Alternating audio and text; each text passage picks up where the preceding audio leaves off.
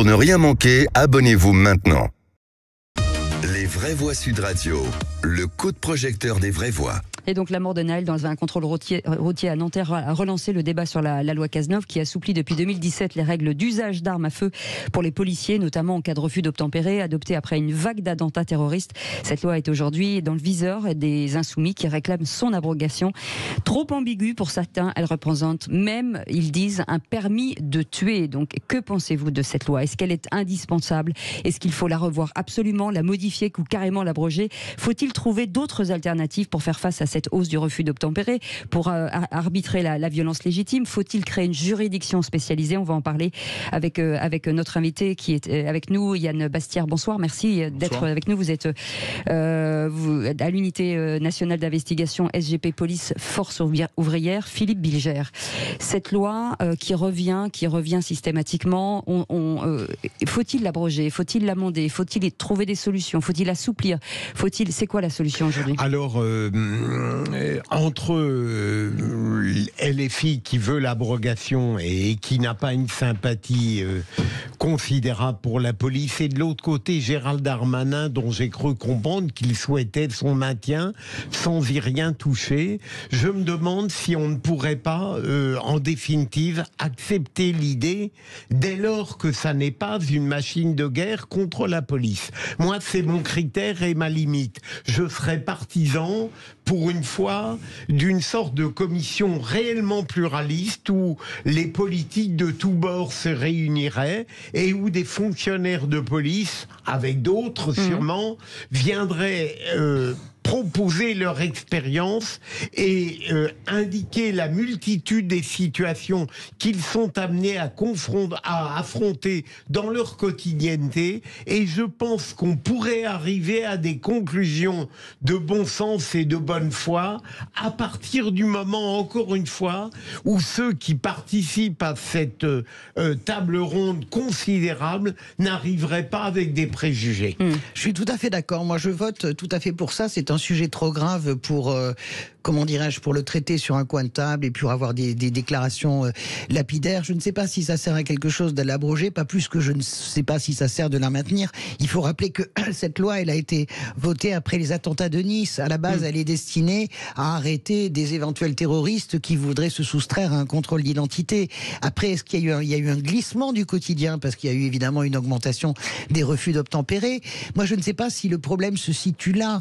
Il y a un vrai travail à faire. Nous en parlions tout à l'heure, Cécile, hors antenne, mais j'en parle aussi avec des amis policiers. Le travail à faire sur les armes, sur le tir, sur le nombre de cartouches que vous tirez. Moi, je suis horrifié par la mort de Naël et par la façon dont ça s'est passé avec ce policier. J'entends un point de sa défense qui m'a profondément touché aujourd'hui.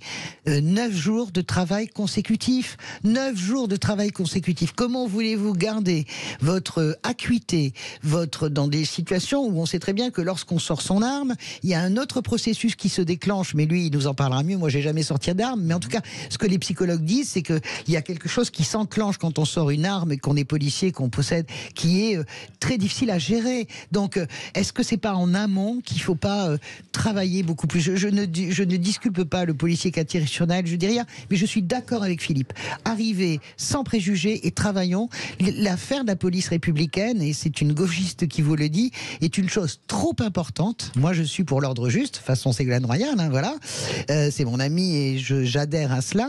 C'est une affaire trop grave et trop importante pour la cohésion de la nation pour qu'on le traite comme ça, à coup de déclaration assassine. Sébastien Ménard. Alors moi, je vais vous surprendre.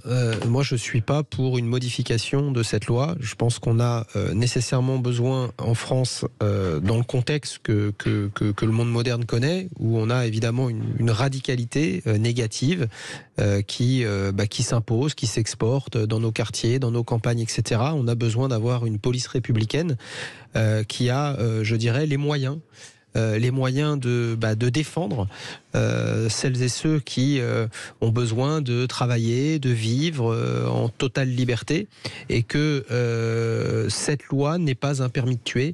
Il y a vraisemblablement un dysfonctionnement, et je pense que tu caresses un début de commencement de vérité dans ce que tu nous annonces ce soir, Françoise, sur le fait que quand tu travailles 9 heures, tu perds en lucidité, que le fait que quand 9 jours. Je pense que c'est l'argument qui me touche touche le plus. Hein, ça, et sûr. je pense, on verra après évidemment la psychologie de ce fonctionnaire de police, sa vie, son œuvre, etc.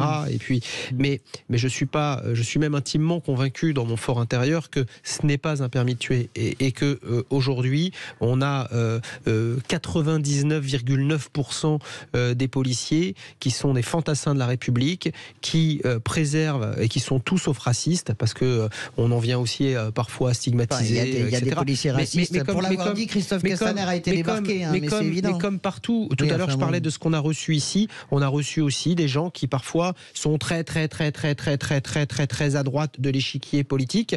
Voilà, on n'a pas le droit d'être raciste quand tu es policier. On les a, mais on n'a pas le droit. Aujourd'hui, je pense que on a une police qui est à l'image de ce qu'est notre monde moderne. Voilà. En même temps, on a plus de gens bien que de gens pas bien, ça, c'est sûr. Et que on a besoin de permettre à ces gens bien qui sont Darmanin expliquait que c'était les urgentistes de la société. Et ben voilà, on a besoin aujourd'hui de laisser travailler ces urgentistes en confiance. Voilà, la confiance n'exclut pas la vigilance et le contrôle.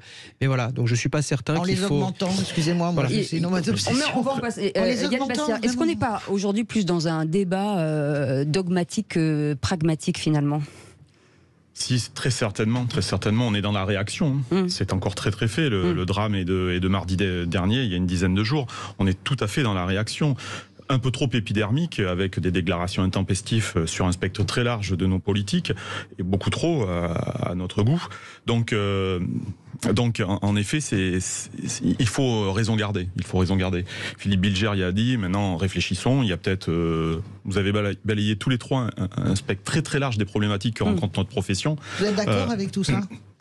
Je suis un peu d'accord avec vous tous les trois. Là, je suis dans le conflit. Mais il faut expliquer que vous organisez des tours de table, justement, avec des sociologues, avec des policiers, avec justement sur ces sujets-là. Oui, pour vous remettre en question. Oui, qui a été animé l'année dernière par quelqu'un qui est autour de cette table. Mais c'est pour ça que je vous en parle, parce que c'est important de le dire. On réfléchit là-dessus. Notre organisation, Unité SGP Police, a réfléchi avec des universitaires. On l'avait entendu il y a quasiment... Non, c'est pas quasiment. Il y a un an jour pour jour. Est-ce que vous avez vu un glissement du point de départ de la loi qui était vraiment antiterroriste en réalité à un glissement presque psychologique qui a donné l'autorisation quasiment à ces policiers Absolument pas. Non, c'est une question. Non, absolument pas. On regarde les chiffres. Là, on va faire de la statistique avec le nombre d'actions de feu depuis l'entrée en vigueur en 2017 de cette loi. C'est en train de régresser ces dernières années, la dernière année. Donc je pense pas. Les policiers se lèvent pas le matin de toute façon avec cette idée-là. Non, mais juste d'avoir en tête et de sans arrêt penser à la légitime défense ou au 435.1 du Code de la sécurité intérieure. Non, on pense pas à ça. Mais sur les chiffres, avant de passer la parole à Philippe Bilger, sur les chiffres, quand on entend la France insoumise dire il y a plus de morts qu'avant, mais est-ce qu'il n'y a pas plus de refus d'obtempérer ? Est-ce qu'il faut annoncer les vrais chiffres en fait ? Je fais pas une liaison entre les morts et les refus d'obtempérer. Le refus d'obtempérer, c'est une cause où c'est juste quand il y a une action de feu, c'est que le policier soit agit en légitime défense, qu'il a senti sa propre intégrité physique mise à mal. C'est peut-être ce qu'on a vu là, parce qu'on oublie de dire que notre collègue se retrouve entre un capot de voiture et un muret. On le voit pas trop sur l'image la plus fréquente, mais lorsqu'on regarde sur une autre vidéo dans un rétroviseur, cette image, elle est très courte, elle a peu circulé, beaucoup moins que la première où on voit l'action de feu, mais on voit l'espace extrêmement contraint et réduit entre l'aile avant gauche et le mur. Pareil, je n'excuse pas mon collègue, l'enquête est en cours, je n'étais pas sur place. Est-ce qu'il ne s'est pas senti en danger ? Là, on est purement peut-être dans la légitime défense personnelle. Mais ensuite, il a peut-être pu... On est sur l'autre article, on parle depuis tout à l'heure de cet article de loi de 2017. Oui, en effet, il y avait déjà bien de choses qui s'étaient passées en avant. Le procureur de la République l'a rappelé. Le conducteur avait déjà mis en danger un piéton, un cycliste, on allait jusqu'où ? À mettre quelqu'un sous le capot, une femme avec une poussette. Donc là, on est peut-être dans le périple meurtrier. Non, il a tué personne. Non, mais on va pas refaire l'histoire. Mais il n'a tué personne. Sérieusement. Non, mais on va. Non, je suis d'accord avec vous. Je suis dans l'explication du texte. Sur le sujet. Je suis pas sur les faits eux-mêmes. Sur cette loi. Mais totalement. Mais sur cette loi. Philippe Bilger l'a bien rappelé, même si l'année dernière, lors du colloque, on a entendu cette petite musique comme quoi cette loi avait été quasiment dictée par les syndicats de police après nos collègues qui avaient été brûlés, pardon. Non, c'est pas vrai, c'est Nice. C'est absolument faux. Non, si vous écoutez bien, on le rappelle, c'est bien sûr, c'est la promenade des Anglais. Bien sûr, mais Cécile, vous étiez présente lors de ce colloque, j'ai entendu des chercheurs, des universitaires, je le lis encore ces derniers jours, c'est Viry-Châtillon. La loi a été dictée à cette époque-là, à Cazeneuve, par les policiers, pour Viry-Châtillon. Non, vous le rappelez à juste titre, c'est les 89 victimes sur la promenade des Anglais pour arrêter ce camion. Les solutions, c'est quoi aujourd'hui à apporter sur ce sujet? On parlait de formation, par exemple. Voilà, de tirer des balles, par exemple. Totalement, la formation est certainement... Attention, la formation au tir et la formation au texte. Oui. Peut-être être plus réactif. Je vous entendais en parler tout à l'heure en aparté. Effectivement, sur une action de feu, je discutais avec mes collègues de la BRI, des BRI de la PJ, qui sont plus enclins à faire action de feu. Ce sont des professionnels de l'intervention. Sur une action de feu, vous perdez 70% à 80% de vos capacités cognitives. Et imaginez l'effet tunnel. Alors là, on reparle de notre collègue, en plus avec un casque motard. Vous voyez, on peut reprendre tout un tas de choses. Bien sûr, plus dans le réflexe, plus dans la formation. 3 fois au maximum, 3 fois 30 cartouches par an. Oui, parce que sérieusement, c'est dérisoire le nombre de cartouches. Dérisoire. Rappelez aux gens un petit peu. 3 séances de tir minimum. 3 séances de tir de 30 cartouches, 90 cartouches par an. Philippe Bilger. Je voulais vous demander, vous avez très bien dit pour le collègue, il a indiqué d'ailleurs dans le Parisien qu'il a eu peur pour le collègue qui était coincé de la même manière. C'est sa version.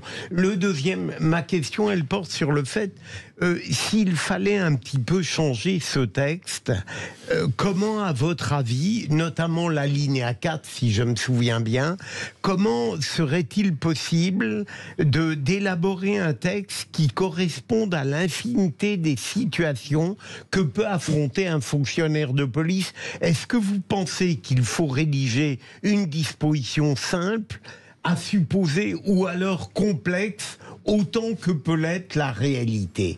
C'est un défi, ça. Vous me confiez une responsabilité, Philippe Bilger, qui est bien au-delà de mes capacités. Mais parce que vous êtes excellent dans le débat. Je vous remercie. Réécrire ce texte comme bien d'autres, j'en ai un à tête qui me tient en tête, et on pourrait, pas aujourd'hui, mais l'anonymisation des fonctionnaires, on l'a évoqué, voilà, le 15.4 du Code de procédure pénale, une usine à gaz qui vient après l'attentat de Magnanville, vous voyez, pour que des agents de police judiciaire puissent s'anonymiser, ne plus mettre leur nom en haut de chaque procès verbal. L'agent de voie publique comme l'enquêteur. C'est très bien, ça c'est très important, c'est très bien. Oui, c'est juste pour revenir, c'est une usine à gaz extrêmement complexe à mettre en œuvre. Vous avez peut-être raison que le 435-1, il a fallu le faire rapidement, il est peut-être trop complexe, il faut certainement le simplifier pour que le policier n'ait pas à se poser la question trop longtemps et qu'il ait plus dans la réaction, soit dans la réaction. 0826 300 300, Frédéric qui nous appelle d'Arcachon. Une réaction, Frédéric? Écoutez, moi de toute façon, je suis pour le maintien de cette loi et même, disons, je n'aurais pas dire la renforcer, mais pas loin, mais je trouve un petit peu vraiment dommage de voir un État comme nous toujours se remettre en question comme ça, toujours. Bon, cette loi, elle a été bien faite, qu'est-ce que vous voulez, on peut pas non plus se laisser comme ça dans la rue. Donc, moi je trouve assez navrant de voir, on se remet en cause. On n'a pas à se remettre en cause. On n'a pas non plus à refuser de s'arrêter devant les forces de l'ordre. C'est comme ça. On vous signe d'arrêter, on s'arrête. Il faudrait peut-être qu'un jour, on remette tout ça dans les cerveaux, que les choses sont là, parce que on va pas en sortir. On va finir comme ça, on n'a plus qu'à désarmer les policiers, comme ça, en fin de compte. Comprenez? Je trouve ça assez vraiment navrant. Hein. Quant à LFI, alors LFI, on sait pas. Pour moi, c'est la 5e colonne de la délinquance. Non, vous ne pouvez pas parler comme ça, c'est pas bien. Restez avec nous, Frédéric. Allez-y, je peux poser une question. Alors, éclairer ma lanterne. Plein de gens dans la rue, et moi la première, on se dit, mais au fond, pourquoi on n'aurait pas des pistolets électriques? Alors, est-ce que c'est les tasers? Est-ce que c'est efficace? Mes copains en Italie me disent qu'en réalité, c'est des grands risques aussi. Quand vous tirez au pistolet électrique, vous pouvez provoquer des chocs et des morts par réaction. Pourquoi les policiers ne sont pas équipés de pistolets électriques? Nous en sommes. Le pistolet à impulsion électrique, bien sûr que les policiers français, pas tous, pas tous, il faut être habilité, il faut être formé, parce que vous le dites, il y a une dangerosité. Alors bien sûr pour l'aspect cardiaque, parce que la décharge, bien, elle est là pour annihiler immobiliser des velléités. totalement. Mais est-ce que c'est pas moins dangereux finalement que tir à balles réelles? Je ne sais pas. Dans toutes les circonstances, non. C'est une arme dite intermédiaire, non létale, comme peut l'être notre arme de service, le Sig Sauer. Est-ce qu'elle aurait été là? Est-ce qu'il était positionné pour l'acter dans un véhicule? C'est très compliqué. D'accord, non, mais c'est une question de vraiment que les gens se posent en se disant on évite comme ça des morts en réalité. Mais je pense qu'aujourd'hui, depuis que les services de police en sont dotés, nous avons évité des morts. Sur des actions de police, dans un domicile, oui, ça peut. Yann Bastière, comment faire le distinguo sur une scène telle qu'on a vécue là, entre le cadre légal et l'interprétation de ce qu'on vit à ce moment T, de se dire à quel moment on se sent vraiment en danger? C'est ça le souci aussi. Comment interpréter la situation en une fraction de seconde, de se dire là je suis en danger, et le cadre légal, ou quelqu'un d'autre est en danger? Mais vous posez la problématique très très clairement. C'est l'instantanéité. Vous avez un centième de seconde pour réfléchir à quel moment je suis moi-même en danger, qu'autrui est en danger, que c'est peut-être effectivement, comme vous l'avez évoqué, la formation qui est beaucoup plus poussée à la sortie d'armes, au maniement, au texte. De répéter. Je vous ai parlé de certaines unités comme les BRI, comme le RAID, comme la BI, voilà, on a tout un tas d'unités qui sont beaucoup plus dans l'exercice permanent. Ce ne sont pas 3 fois 30 cartouches par an. J'espère pour nous que le RAID tire plus de cartouches. Et donc quand ils font feu, ils savent. Vous êtes déjà... 0826 300 300 parce que ça sonne énormément au standard. Gérard est avec nous. Bonsoir Gérard. Oui, bonsoir. Et alors moi je suis complètement à l'opposé de l'auditeur précédent. Oui. Justement, alors je crois que c'est Françoise qui a posé la question des tasers. Moi c'est la première chose qui m'est venue à l'esprit. Plein de gens en fait, c'est vrai. Voilà, alors depuis quelque temps, c'est quand même on surarme, les LBD, les machins, il y a des tanks, il y a des fusils d'assaut dans les manifs, voilà. Alors moi je suis quand même scandalisé, horrifié. Alors je pense que c'est un responsable du syndicat de police qui est avec vous, j'ai cru comprendre. Oui, absolument. Voilà, d'accord. Alors expliquez-moi, parce que vous êtes syndicat, expliquez-moi comment ça se fait qu'au début de, moi j'appelle ça la boucherie des Gilets jaunes, où il y a eu un carnage pour les manifestants. Ah si, bien sûr, Alors ça a été, voilà. Attendez, Françoise, s'il vous plaît, laissez-le parler. 15 000 caméras piétons ont été mises pour expliquer, pour justifier les actes des policiers pour dire qu'ils étaient en danger. 15 000. Elles n'ont pas servi une seule fois parce que ces messieurs les syndicats ont dit mais non, mais c'est pas fiable. Parce que, attendez Gérard, on a très peu de temps, il va vous répondre. Non mais attendez, juste une autre petite chose. Depuis 2021, on rentre dans la police, on passe le concours de police à 7 sur 20. On est reçu.